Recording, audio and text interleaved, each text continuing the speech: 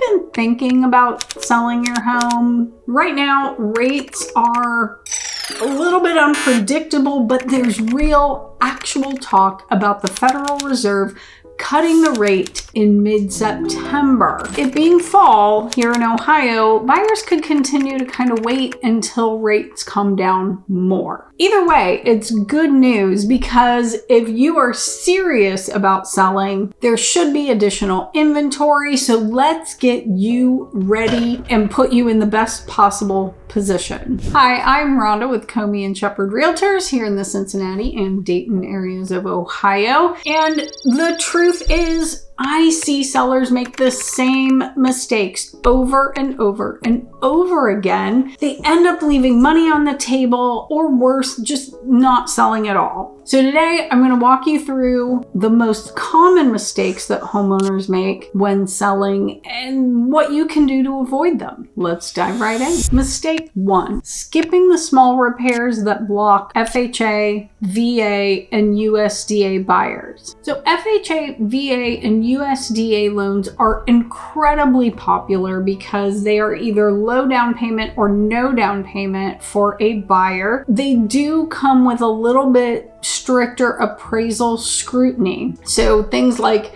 peeling paint, broken or missing handrails, safety issues like electrical problems, water leaks, and trip hazards, windows that don't open and close properly, sheds and detached garages that are in complete disrepair. Now here's a big one, and this I think is where a lot of people end up getting stuck. Old roofs. An older roof needs to be certified that it has at least 2 years of life left by an actual roofing company. Now, the reason that this is so important, like getting your house ready and allowing these types of buyers to be able to offer on your house, is because many of these people have very limited options. Most people don't want these types of loans because they are afraid they're going to be stuck fixing a ton of things on their house, and they just don't know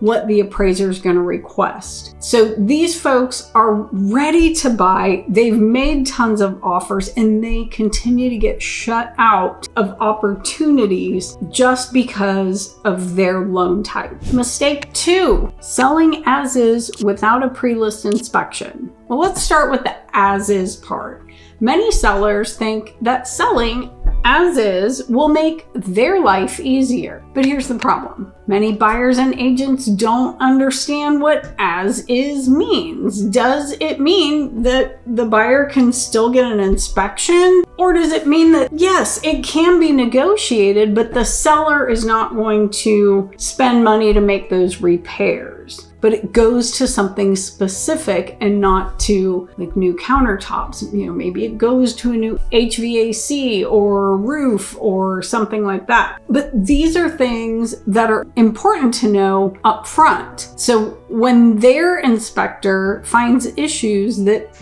you didn't disclose or didn't even know anything about, they're either going to back out or they're going to ask you to slash your price. So I always recommend a pre-list inspection, even if you don't plan to fix anything. It gives you the control instead of being blindsided mid-transaction and possibly having to start over. Mistake 3, overpricing the home. Sellers think, well, let's start high and then we can always come down, but buyers aren't fooled. If they're looking at every comparable property on the market and yours is overpriced, they'll just skip it. They'll wait till you become more reasonable. So when a home sits too long, then it develops a stigma. Buyers start wondering what's wrong with it. And then when you finally drop the price, you usually end up selling for less than you would have if you would have just priced it correctly from the start. The strategy that works best: price your home at or slightly below market value to generate interest. Mistake 4, weak marketing, and poor photos. Today's buyers always shop online first. And that means your photos, video, and online presence are your first showing. If your home is represented by dim, blurry cell phone pictures that are vertical, or worse, no professional marketing at all, you're losing buyers before they even step foot in the door. I always use professional photos, video tours, floor plans, and online marketing to highlight your home's best features. The better it looks online, the more buyers will want to see it in person. And more showings usually means more offers. Mistake 5, being inflexible with showings. I mean, it sounds like it's an easy thing to get past, but you have animals or kids or business that's run out of your house. I mean, sometimes it just doesn't always work. As soon as people try to schedule a showing and the mornings are blocked or the evenings are blocked or it's only 2 days a week, they've moved on by the time they can actually get in your house. I know that it can be really inconvenient to keep your house in show-ready condition, but I highly recommend we work on having a backup plan. Like, can the dogs go to the neighbors? Even if you're working from home, is there something we can do to make it work and try to help buyers get in when it's convenient for them? You don't want to block Saturdays when buyers are maybe in from out of town, people who only have a short period of time to go see your property. The easier you make it for buyers to get inside, the faster it will sell. Mistake 6, getting emotional instead of getting strategic. Now, selling a home can be emotional. It's your space, it's your memories, your hard work. But buyers don't see your story and your life in this house. They're looking at square footage, price, location, condition, and that's about it. Sometimes sellers get really offended over a low offer or people who nitpick details. My advice is to take a step back. Do not marry yourself to a